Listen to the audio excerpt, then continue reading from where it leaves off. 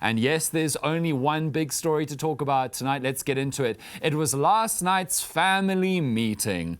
President Ramaphosa finally addressed us on what he is going to do about General Mkhwanazi's bombshell allegations last Sunday, when Mkhwanazi claimed that a criminal syndicate controls police, politicians, the judiciary, correctional services, and more. Basically a mafia state, and that police minister and close Ramaphosa ally Senzo Mchunu was interfering to stop investigations into political killings on behalf of the criminal syndicate, allegedly. Allegedly. I'm going to be saying that word a lot tonight. And right away, I don't know if you noticed, but right away last night, we knew Ramaphosa was in a serious mood. Do you know how I know? He was only 35 minutes late. That man will be 2 hours late to his own funeral. Only 35 minutes. Man was locked in and ready to go. Now, we knew that he would be either shocked or surprised. He always is. The key question was, would he be shocked and surprised last night? And maybe dismayed. He loves a little dismayed on a Sunday night. And then we were all really shocked and surprised because for the first time ever, Ramaphosa did not say shocked or surprised or dismayed. I think he's been reading our tweets. And then there was another shock. The man only spoke for 12 minutes, people. That's quick. 12! Usually he spends the first 12 minutes greeting everyone. Fellow South Africans, comrades, dignitaries, esteemed guests, the media, the camera guy, the sound guy, the cleaning staff, the tea ladies, the person who made this desk, the person who found my iPad, the birds, the bees. He did lose his iPad. The birds, the bees, the clouds, the trees. This time, 12 minutes. He was completely done in the time it takes for a teenager to roll a Zol. They're just starting out. And honestly, people like to say this could have been an email. This time, it could have been an SMS, guys. He could have got out everything he said in 160 characters with a few pre-BBM word abbreviations, numbers in place of words. You remember that? Anyone under 25 has no idea what I'm talking about. But we older than 25s are skilled in an exceptionally efficient form of ancient, primitive communication.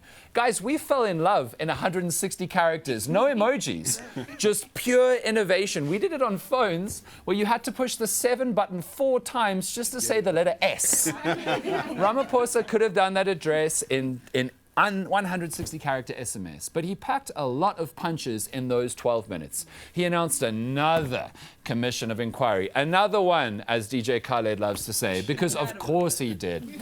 Ramaphosa loves commissions of inquiry more than he loves couches.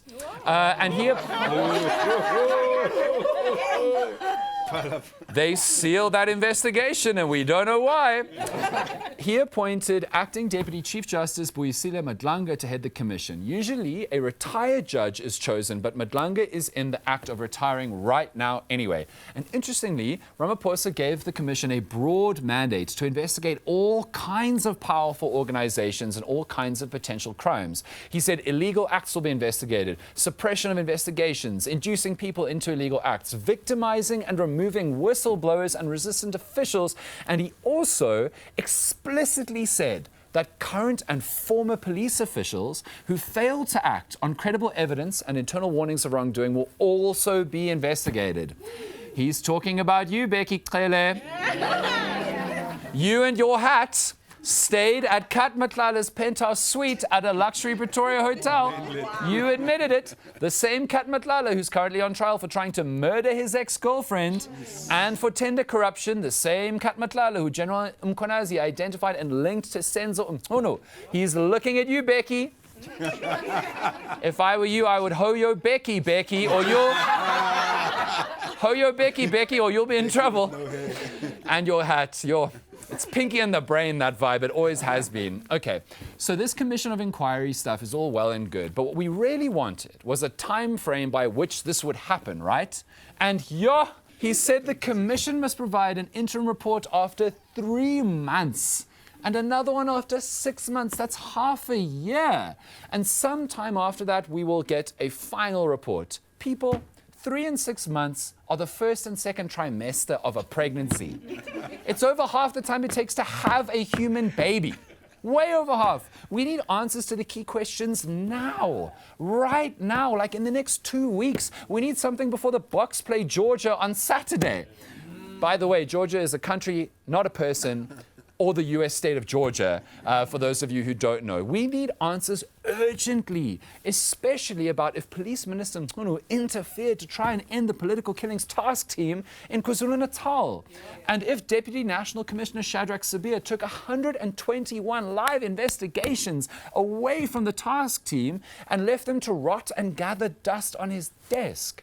Reports suggest that a few of those dockets have arrest warrants in them, which means if that's true, people who should be arrested now are not getting arrested. We need that now. Not after it's too late to have an abortion. Now. Other stuff can take longer. Ramaphosa said that SAPS and the Metro Police in Gauteng, I'm looking at you, JMPD, and the judiciary would be investigated, and that's good. He said that the commission would be empowered to recommend measures against implicated people, like suspensions and criminal trials, and that's good. But do the core concerns now. I'm so happy that National Assembly Speaker Toko Didiza has tasked 3 standing committees with investigating Mkhwanazi's allegations and his evidence. But can't we just throw all the resources into the immediate concerns right now? 1 trimester is too many trimesters if we need to abort the police force now and start again. I think I've pushed this analogy too far. I'm losing you guys. The commission was not the only massive news from Ramaphosa's quickie. He also announced that he had placed police... Wow. It was right there. It was a quickie, people. It was like 10 minutes. He's usually a much longer... Yeah. Why do you think we call him Cupcake? We remember. Ramaphosa also announced that Police Minister Mkhwanazi will be placed on leave, and that's significant. But Ramaphosa didn't say whether Mkhwanazi would be paid in full as normal while he's chilling at home for the foreseeable future. Usually, when something is not mentioned, that means there's no change on what is already the case. Like when nobody mentions Kaizer Chiefs, it's because they're still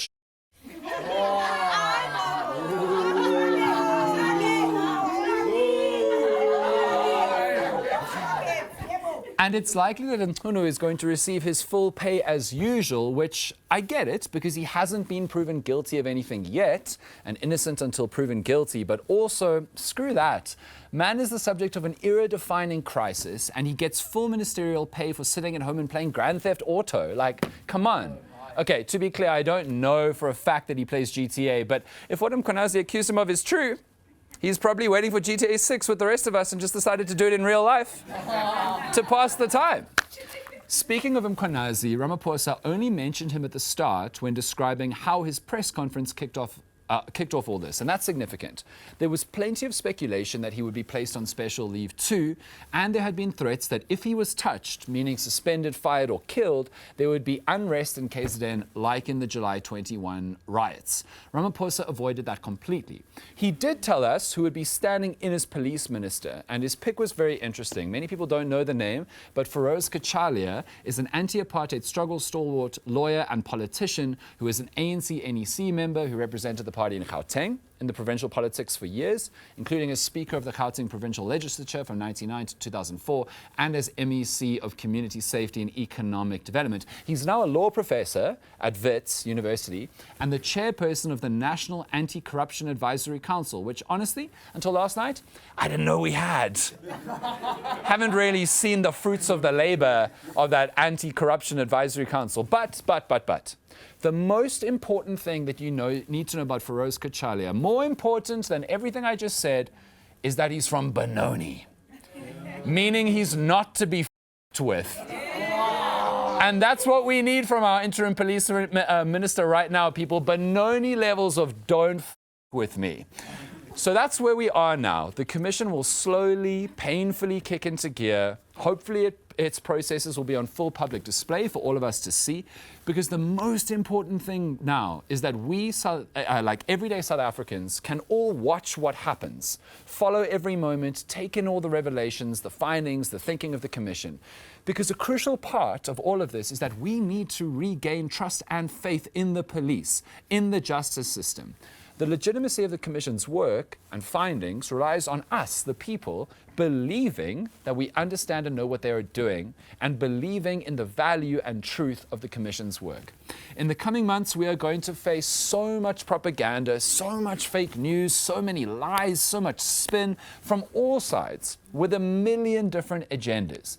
And to weather this coming storm, we need to all be given all access as the Commission tries to get to the bottom of this crisis.